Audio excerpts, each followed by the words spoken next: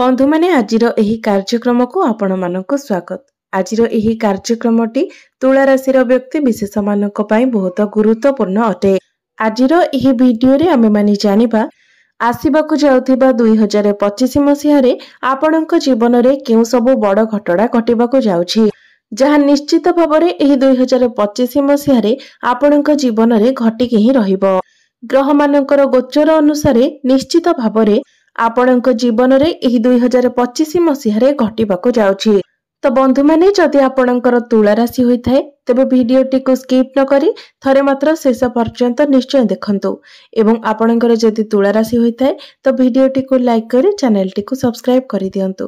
Comment box रे भक्ति एवं श्रद्धार सहित जय श्री जगन्नाथ निश्चय लिखंतु। तो बंधु माने आजिर एही वीडियो रे मु आपण मानकु जो 6टी भविष्यवाणी कहिबाकु जाउछि ताहा आपणकर स्वास्थ्य, शिक्षा, प्रेम जीवन, वैवाहिक जीवन, भाग्य, क्यारियर एवं व्यापार वाणिज्य उपरे संपूर्ण रूप से आधारित अटे।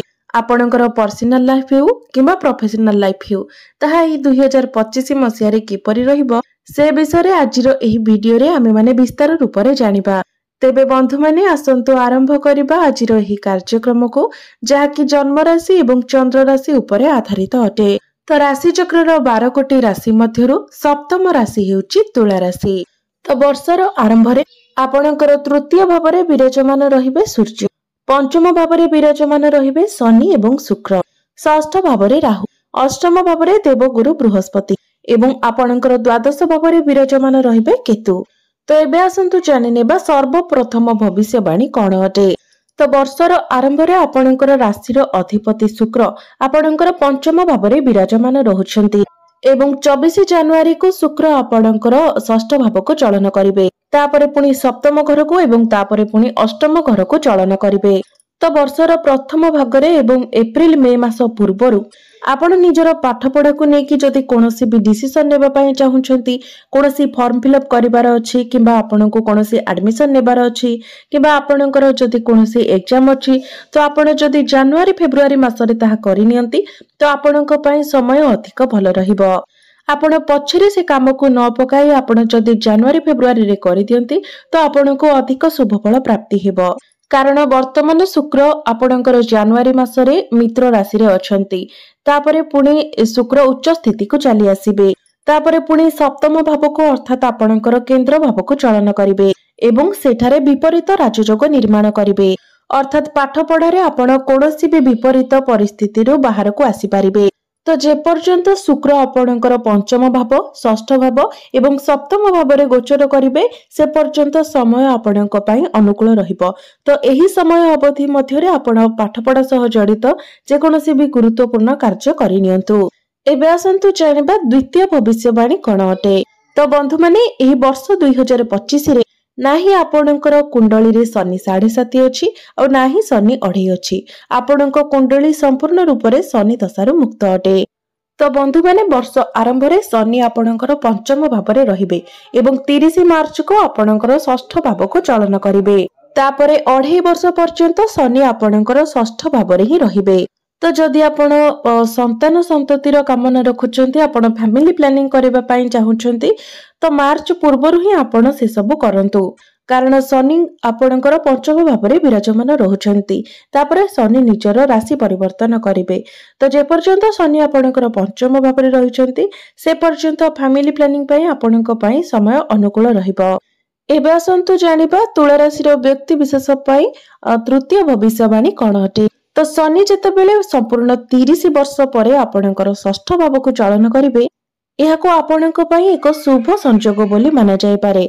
शनि आपणकर चंद्रमांक ठारू षष्ठ भाव रे गोचर करिवे। तो षष्ठ भावटी होइथाय रोग, ऋण एवं शत्रुर भाव।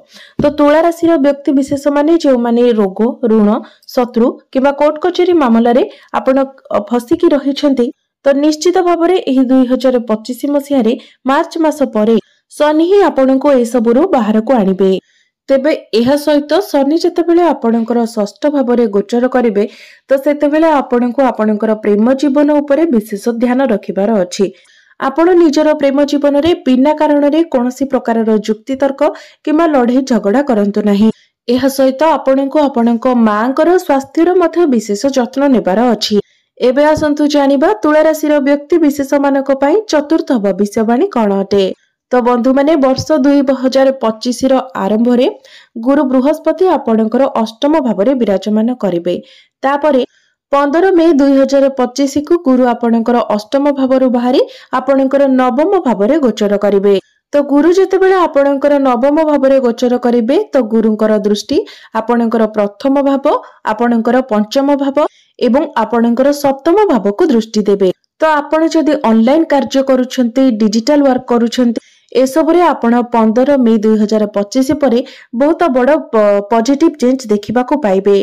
कारण गुरु हेउछंती भाग्यर कारक ग्रह एवं भाग्यर कारक ग्रह होई आपणकर भाग्य स्थान रे ही विराजमान करिवे। संपूर्ण 12 वर्ष परे गुरु आपणकर भाग्य स्थान रे गोचर करिवे। तो प्रथमे तो आपणकर आध्यात्मिक यात्रा हेबो, धार्मिक यात्रा हेबो, आपणकर लॉन्ग ट्रैवल मध्य होई पारे। आपणक मध्यरे आध्यात्मिकता बढ़िबो, आपणक मध्यरे मैच्योरिटी बढ़िबो, समाज रे आपणकर मान सम्मान मध्य बढ़िबो, किंबा आपणको अचीवमेंट मिलिबार मध्य बहुत अधिक संभावना रहिबो। कारण गुरु आपणकर भाग्य भाव रे रही आपणकर प्रथम भाव को देखिबे, जार अर्थ हेउची आपणक मध्यरे ज्ञान बढ़िबो, मैच्योरिटी बढ़िबो, समाज रे आपणकर मान सम्मान बढ़िबो एवं कार्य क्षेत्र रे आपणको अचीवमेंट मध्य मिलिबो। एहा सहित गुरुंकर दृष्टि आपणकर तृतीय भाव उपर को रहिबो। तृतीय भावटी ऑनलाइन नो काम होइथाय एवं आपणकर पाख पड़ोसींकर मध्य भाव होइथाय, जहा फଳରେ ऑनलाइन काम रे आपणको लाभ मिलिबा सहित पाख पड़ोसींक सहित मध्य आपणकर संपर्क बहुत भल रहिबो।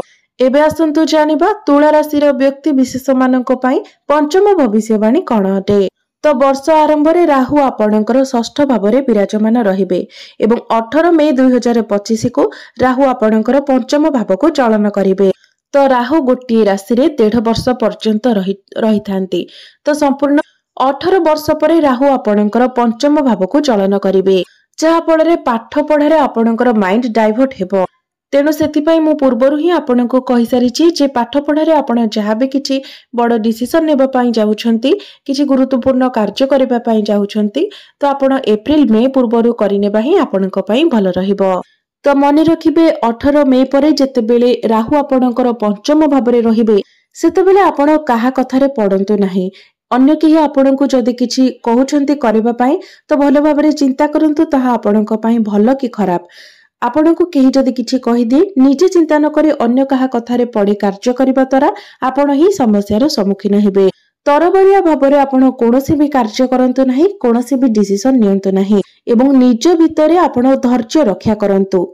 एहा सहित राहु जेतेबेले आपणकर पंचम भाव में गोचर करिवे तो सेतेबेले आपणको आपणको प्रेम जीवन रे मध्य विशेष ध्यान देबार अछि। कारण राहु जेतेबेले पंचम भाव में थांती तो आपणको प्रेम जीवन रे ब्रेकअप मध्य होई जाय थाए, किंबा किछि समय पई आपणको मध्यरे कथावार्ता मध्य बंद होई जाय थाए, नचेत आपणको मध्यरे मिस अंडरस्टैंडिंग क्रिएट होई थाए।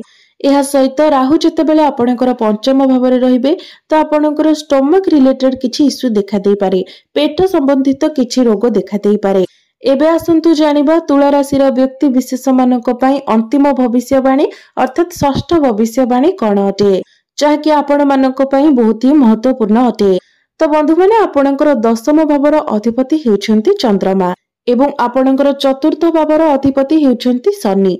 तो शनि आपणकर षष्ठ भाव को आसी आपणकर द्वादश भाव को देखिबे।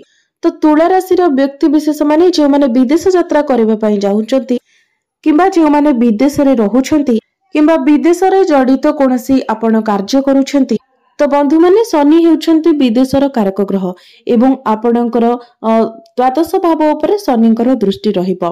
द्वादश भावटी होइथाय वैदेशिक गतिविधिर भाव। तो आपण जदि चाहुथिले विदेश यात्रा करबा पई तो आपण विदेश यात्रा करि परिबे एवं जे माने पूर्वरु ही विदेश रे रहुछंती तो आपणको सेठारे किछि अचीवमेंट मिलि पारे, किंबा आपण जदि परमानेंट एड्रेस पई चेष्टा करूथिले तो आपणकर परमानेंट एड्रेस मध्य होई जिवो। तो ए सब क्षेत्र रे आपणको शुभ खबर ही प्राप्ति हेबो। तो आमे आज जदि आपणकर कैरियर उपरे कथा हेबा तो गुरु जेतेबेले आपणकर नवम भाव को आसी जिवे तो 15 मे परे आपणकर कैरियर रे परिवर्तन आसीबो। आपणकर मैनेजमेंट स्किल भल रहिबो, आपणको मध्यरे बुद्धि बढ़िबो एवं जो तुला राशि व्यक्ति विशेष माने जो मानक निकटरे कोनोसी चाकरी नथिला चाकरी पई आपण प्रिपेयर हेउथिले किबा चेष्टा करूथिले तो शनि जेतेबेले आपणकर षष्ठ भाव को आसीबे शनि हेउचंती चाकरी रो कारक ग्रह एवं शनि आपणकर षष्ठ भाव को आसी जिबे सेतेबेले मार्च एप्रिल मे एवं जून एही 4 मास आपणको चाकरी मिलिबार सबुठारो अधिक संभावना रहुछि। तो आपण निश्चित भाव में चाकरी पाई आपणकर चेष्टा जारी रखंतु। एही 4 मास भितरे आपणको चाकरी मिलिबार बहुत अधिक संभावना रहुछि। एवं जदि स्वास्थ्य दृष्टि देखा जिबा तो संपूर्ण 25 मसीहाटी आपणको पाई अनुकूल रहिबो। मात्र आपणको केवल टिके स्टोमक रिलेटेड इश्यू देखा देई पारे जेतु राहु आपणकर पंचम भाव में रहिबे। तो आपण पेट संबंधित किछि आपण से सब उपरे ध्यान रखिबा उचित। अर्थात आपणकर खाद्य पानीय उपरे आपण ध्यान रखिबा उचित। बाहर खाद्य को संपूर्ण रूप में अवॉइड करंतु। एवं तो एबे आसंतु जानिबा किछि प्रतिकार विषय जो प्रतिकार गुड़िक करबा द्वारा एही वर्ष रे आसुथिबा जे कोनोसी भी समस्या जे कोनोसी भी अशुभत्व आपणकर खंडन होई परिबो। तो बंधु माने आपण प्रथमे राहुंकर प्रतिकार स्वरूप प्रत्येक दिन पक्षी मानकु किछि खाइबाकू दियंतु एवं पानी दियंतु। एहा सहित शनि जेतु आपणकर जोगकारक ग्रह अटंती सेतिपई प्रत्येक दिन आपण शनिकर बीज मंत्र मध्ये 108 थर जप करंतु।